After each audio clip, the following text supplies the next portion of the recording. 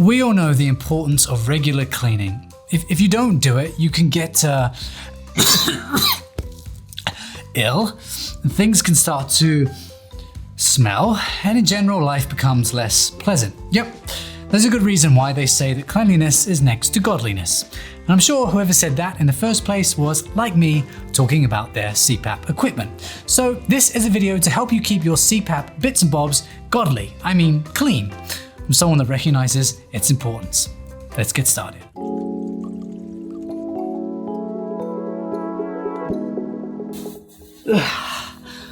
All cleaned up and I feel better already. Well, hi there, I'm Ruben from Respshop.com, the website that sells and explains everything CPAP related. We also make regular YouTube videos about the unique world of CPAP, so please hit like, subscribe, and click the notification bell to keep the free and specialist CPAP information flowing to your device. Thanks very much. Well, if you hadn't yet picked up on it, this video is all about cleaning your CPAP equipment. Now first, I'm going to go into the dangers of not cleaning your equipment so you can get a handle on why it is so important that you do. Then, I'm going to look at the various pieces of equipment that need cleaning and tell you how to do it and how often to do it, and a few tips on things to look out for as well, and a recommended replacement schedule for each. Okay, enough hanging around like a bad smell. Let's get to it. With CPAP therapy, it's important to remember that your CPAP machine, your tubing, and your mask become part of your breathing apparatus. Anything that lingers or festers in any of these places will likely make its way into your airways. But unlike your body, the CPAP system doesn't have its own sophisticated self-cleaning and sanitization mechanisms. So it really is down to you to make sure the system designed to improve your health doesn't end up reducing your health instead. And this is often a matter of keeping things clean. If your mask, your tube, or your water chamber is not properly cleaned, it can lead to throat infections, nasal congestion, mouth sores, nose pimples, and even lung infections that in serious cases could possibly land you in a hospital bed. And we don't want that. These infections arise because bacteria builds up inside of your equipment, and if it's not regularly cleaned, when you use that equipment, the bacteria gets carried by the air pressure into your airways and gets lodged there. Once enough bacteria becomes lodged in your airway, it can cause infections. So, protecting your health is a very good reason for cleaning your CPAP equipment properly and on a regular schedule. Another is money. When soils build up in your mask or tubing, your CPAP machine has to work a little bit harder to maintain the same pressure through the reduced airspace. And the extra effort required puts strain on your device, which can lead to premature equipment failure. Also, those same soil particles can become sucked into the machine and clog up the motor, causing increased and unusual noises and, again, premature equipment failure. So, keeping your equipment clean can also keep your wallet happy. Finally, there are odor problems associated with CPAP equipment that is not regularly cleaned.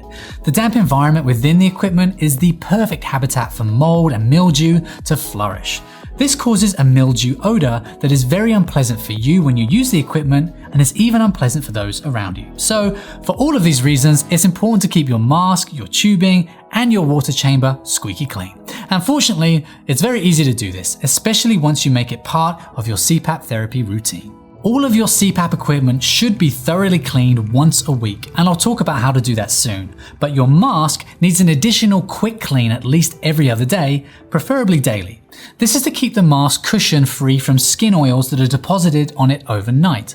If those oils stay on the cushion, they can severely reduce the mask's seal effectiveness and result in air leaks and all the problems that come along with that.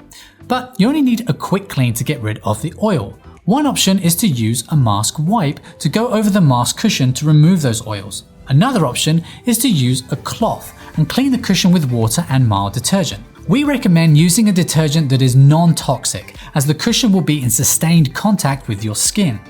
Once cleaned, the mask should be rinsed off in fresh water and placed on a towel to dry away from direct sunlight. Once a week, during your full CPAP equipment clean, you should do a thorough mask wash with water and detergent, one that not only cleans the cushion, but the whole mask and the headgear too. There's no mask wipe substitute option for this one, sorry about that. In the weekly clean, the mask should be completely disassembled. The process here is the same as with the daily cushion clean, but make sure to be thorough, and it doesn't hurt to leave the components soaking in the soapy water for a bit too. In this weekly clean, you should also clean any mask straps at the same time. As before, clean all the components with a suitable cloth, rinse, and then leave them to dry on a towel away from sunlight. Here's a tip in regards to your mask or any other equipment that needs to dry. Make sure you give your equipment plenty of time to completely dry out before you need to use it. This can mean having to start cleaning several hours before bedtime. So that's something to plan ahead for. It's often a good idea to make it part of your morning routine to give your CPAP equipment plenty of time to dry after you clean it. Another tip is to give your mask a quick examination during cleaning. Take a look over the silicone cushion for any tears and look over the mask plastic for any cracks. If you see either of these, it is a good idea to replace your cushion or mask immediately to avoid leaks and other problems. And to make sure you don't accidentally cause cushion tears while cleaning, try to avoid stretching or tugging on the silicone cushion while wiping it down or disassembling your mask. Even without tears or cracks, we recommend replacing your mask cushion every 2 to 3 months and replacing your mask and headgear every 6 to 12 months. Silicone degrades over time, and even with regular washing, bacteria can slowly build in the recesses of the mask and cushion. And the securing headgear loses strength with use and so can become looser over time. Replacing these vital components to your therapy as recommended keeps the mask seal strong and prevents air leaks and other discomforts associated with poorly fitting and poor sealing masks. When cleaning the mask tubing, again, use the same general method of cloth with soapy water, fresh water rinse, and air dry. To clean the inside of your hose, you can fully submerge the tubing for a time or slosh soapy water back and forth inside the tube.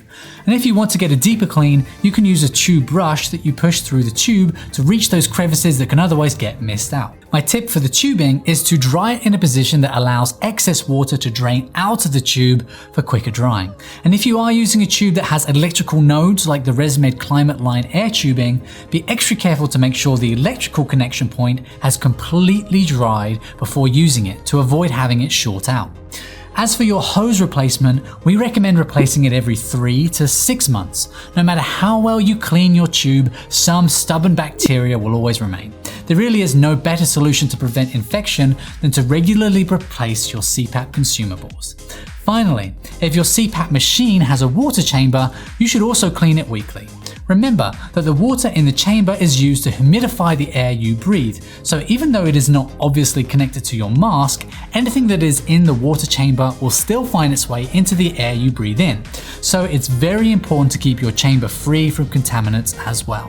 Like with the mask, you should disassemble the chamber first, which often means taking it apart at the hinge. This way you can get a much better cleaning of the chamber. And with some CPAP machines like the Sense 11, there is an additional connecting tube that should be detached and washed along with the chamber. At Respshop, we recommend only using distilled water in your chamber, so there shouldn't be any mineral deposits on the chamber heating plate if it has one. But if you have used regular tap water instead, there might be deposits that can reduce the effectiveness of the heating plate. If there are deposits, we recommend that you soak the water chamber first in a vinegar and water solution made up of 1 part vinegar and 2 parts of hot water and let it soak for a couple of hours. Whether you include the soaking step or not, clean it as directed before in soapy water, rinse, and then leave it out to dry. As with the mask and the tubing though, there's no substitute for replacing the water chamber every so often to ensure there are no contaminants getting in your airways.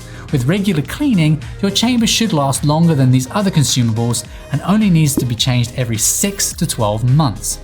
So that's a complete rundown of our recommended cleaning and replacement schedule to ensure you get the best and longest service from your CPAP equipment and reduce the risks to your health associated with dirt, bacteria, and other soils. But for those that want to be extra vigilant, it is simple to add a sanitization process to your regular cleaning routine too. Sanitization is a way to purge microbes from the surfaces of your CPAP device and equipment using either ozone or ultraviolet light. At Respshop, we recommend using ultraviolet light to sanitize your equipment as it avoids the toxicity and odors that come with ozone cleaning. For a video detailing the suggested sanitization machine and a rundown of how to use it, click the link in the card above me. But if you do choose to sanitize your equipment, remember that this is not an alternative to cleaning, as it will only kill microbes and not remove dirt, mold, or other physical particles. So you still need to do the regular cleaning with detergent and water. Phew, well, I know this can seem like a lot of work, but once it becomes routine, it can be done pretty quickly and easily, with some great benefits to you and those around you. But if you have further questions about aspects of CPAP maintenance, or have any other questions concerning CPAP therapy or equipment, please have a look at our website, respshop.com, or get in touch with us by phone. We have certified medical personnel that can give you expert advice and help you navigate all the options when it comes to making CPAP work for you in the best way possible. And if you found this video helpful, please remember to click that like button, subscribe, and hit that bell for regular CPAP reviews, tips, and medical info on a regular basis from Respshop.com. Well, thanks everybody, we appreciate the support, and until next time friends, sleep tight.